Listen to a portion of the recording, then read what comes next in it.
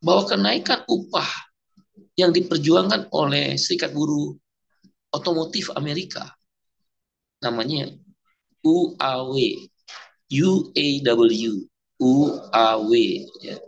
Itu Serikat Buruh Otomotifnya Amerika yang menjadi anggota AFL-CIO. Saya diskusi berapa kenaikan upah di apa sektor otomotifnya. 30%. Sudah deal. Contohnya Ford. Ford, General Motor, and saya lupa satu lagi. Ada tiga, ada tiga apa nama perusahaan raksasa otomotifnya menaikkan upah tuh 30%.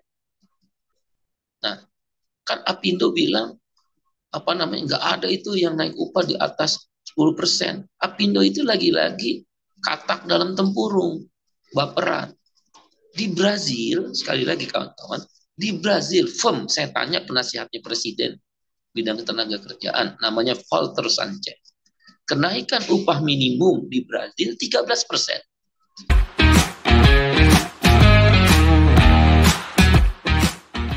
Sampai hari ini, pemerintah kebingungan terhadap revisi peraturan pemerintah atau PP nomor 36 tentang pengupahan.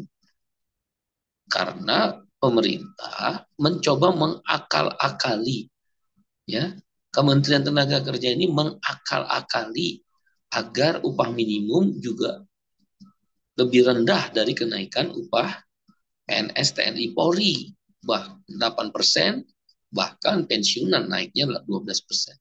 Sedang diakal-akali hukumnya ini agar upah minimum buruh swasta lebih rendah dari 8%. Nah, sekarang saya ada sidang di ILO Governing. Saya bertemu dengan penasehat ketenagakerjaan Presiden Lula da Silva, Presiden Brazil. Sahabat saya namanya Walter Sanchez, mantan Sekretaris Jenderal Serikat Buruh Metal Sedunia. Sekarang Walter Sanchez ini adalah penasehat Presiden Lula Brazil dalam bidang ketenaga kerjaan. Kami berdiskusi, saya tanya, berapa kenaikan upah minimum Brazil tahun ini? Dia bilang 13%. Nah, kan Apindo bilang apa namanya nggak ada itu yang naik upah di atas 10%. Apindo itu lagi-lagi katak dalam tempurung, baperan. Di Brazil, sekali lagi kawan-kawan, di Brazil, firm, saya tanya penasihatnya presiden bidang ketenaga kerjaan, namanya Walter Sanchez. Kenaikan upah minimum di Brazil 13%. Padahal pertumbuhan ekonomi Brazil hanya 3%, Indonesia 5,2%. Pak Presiden Jokowi kan udah ngomong 16 Agustus yang lalu dalam pidato kenegaraan APBN. Bayangin, Brazil itu pertumbuhan ekonominya 3%-an. Dia menjelaskan, Volter menjelaskan. Dia menjelaskan, cuma 3% pertumbuhan ekonomi di Brazil, 3%-an, 3, sekian. Di Indonesia, 5,2%. Masa Indonesia lebih rendah dari Brazil kenaikan upah minimum yang 13%? Wong ekonominya lebih tinggi. Kan pertumbuhan ekonomi untuk redistribusi pendapatan supaya kelas pekerja, working class ini, buruh, petani, nelayan, dan sebagainya, mendapat keuntungan atau benefit dari pertumbuhan ekonomi. Nah, Brazil aja pertumbuhan ekonomi 3, sekian. Naik upahnya 13%. Masa Indonesia yang pertumbuhan ekonominya sudah diumumkan 5,2%, naik upahnya mau di bawah 8%. Ini Menaker kuper. Dirjen-dirjennya kuper, kurang pergaulan. Brazil naik upahnya 13% dengan pertumbuhan ekonomi 3, sekian kata Walter, saya lupa ya, 3%-an lah. Dia tanya Indonesia berapa? 5,2%. Oh, kalau begitu Anda minta naik upah minimum berapa? 15%. Oh, reliable, dia bilang. Sangat masuk akal. Ini Kemenaker sama dirjen-dirjennya ini selalu aja mau menekan buruh pro kepada pengusaha. Nah, berapa inflasi di Brazil? Saya tanya. Dia bilang tahun lalu 8%, sekarang tinggal 4%. Nah, inflasi di Indonesia lebih rendah, 2,8%. Tapi ekonomi tumbuhnya kan 5,2%. Jadi dia bilang reliable, head to head, kalau Brazil naik upah minimumnya 13%, KSPI dan serikat buruh lain termasuk partai buruh minta 15%, sangat masuk akal, rasional itu. Kemudian saya diskusi juga di dalam sidang itu dengan serikat buruh Amerika, AFL-CIO, AFL-CIO, AFL-CIO.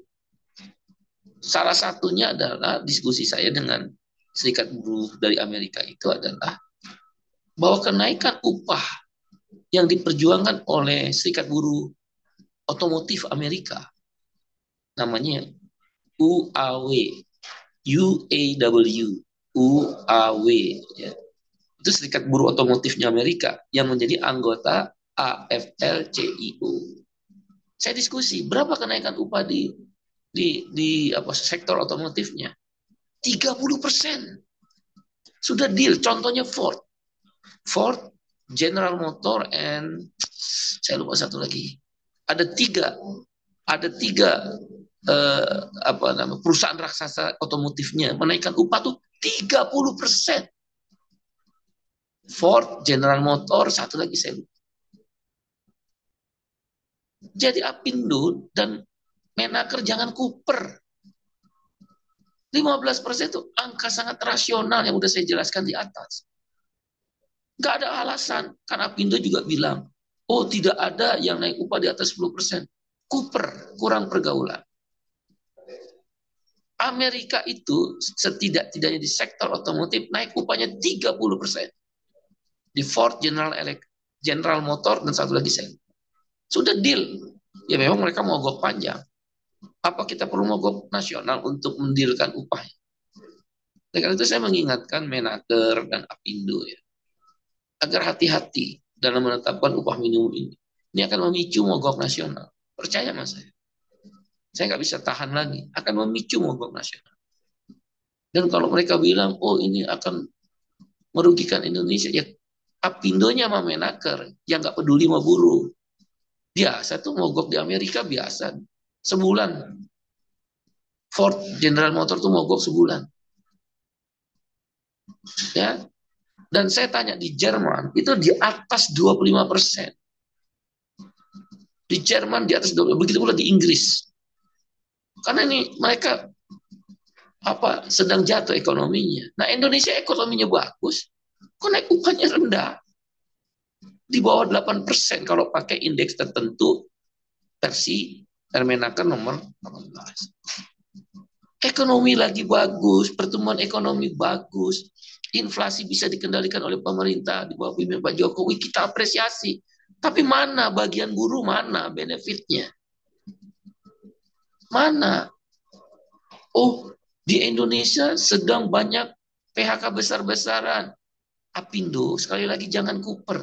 Di seluruh dunia, di Amerika yang naik upahnya 30%, itu PHK besar-besaran lebih dari Indonesia. Begitu pula di Brazil, saya tanya Walter, besar-besaran sama orang lagi krisis. Jadi Indonesia PHK besar-besaran dibandingkan negara-negara yang udah naikin upahnya. Di Amerika 30%, di Brazil 13%, di Jerman di atas 25%, itu juga PHK besar-besaran. Tujuannya apa? Belajar ilmu ekonomi lah Menaker dan semua dirjen-dirjennya itu. Saya rasa sih udah belajar, cuma pura-pura nggak ngerti. Kalau ekonomi terpuruk, strategi yang dibangun adalah ngangkat purchasing power. Purchasing power itu daya beli. Cara mengangkat daya beli ada dua instrumen. Ya, daya beli itu akan meningkatkan konsumsi. Konsumsi akan meningkatkan pertumbuhan ekonomi lagi. Jadi kuncinya daya beli. Karena akan meningkatkan konsumsi, konsumsi naik, meningkatkan pertumbuhan ekonomi. Nah, cara meningkatkan daya beli dua instrumen. Satu, jaminan sosial. Bukan BLT, bukan jaminan sosial. Kalau Partai Buruh konsepnya jaminan makanan. Ya. Yang kedua, dan jaminan pengangguran, bukan jaminan apa itu JKP ya, kehilangan pekerjaan itu ngawur. Iurannya masa diambil dari iuran program jaminan sosial yang lain, itu ngawur. Yang kita minta unemployment insurance dan jaminan makanan kalau ingin meningkatkan daya beli melalui instrumen jaminan sosial. Instrumen kedua, naikin upah. Karena kalau upah naik, daya beli naik, konsumsi naik, pertumbuhan ekonomi naik. Nah ini pertumbuhan ekonomi mau dicapai 5,2. Upah buruh swasta yang mayoritas di bawah PNS. Logika apa sih pakainya? Itu dokter-dokter profesor itu gimana sih yang ada di birokrat? Instrumen itu jaminan sosial dan upah untuk meningkatkan purchasing power, daya beli. Aduh, benar-benar mereka ini. Itulah kalau dibawa under control apa itu pengusaha-pengusaha hitam, mungkin lagi butuh mau menjelang pemilu. Wallahu alam. Boleh jadi pendapat saya salah. Ya.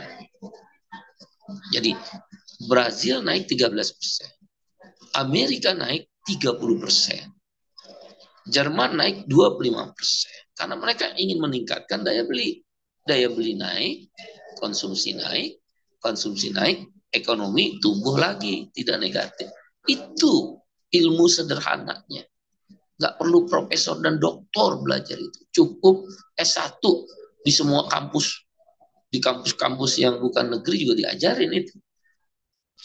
Ini mungkin menterinya terlalu kepinteran sama pakai lembaga yang dulu dipakai oleh Orde Baru. Ya susah lah. Konsep Orde Baru yang ditawarkan oleh lembaga itu. Saya nggak bisa sebut lembaga itu. Memalukan. Kembali memakai lembaga oleh Kementerian Tenaga Kerja dalam menghitung indeks tertentu yang 0,1 sampai 0,3 itu. Itu lembaga yang dipakai dulu zaman Pak Harto. Memalukan. Kita reformasi sistem ekonomi Pak Harto, dia pakai kelewatan.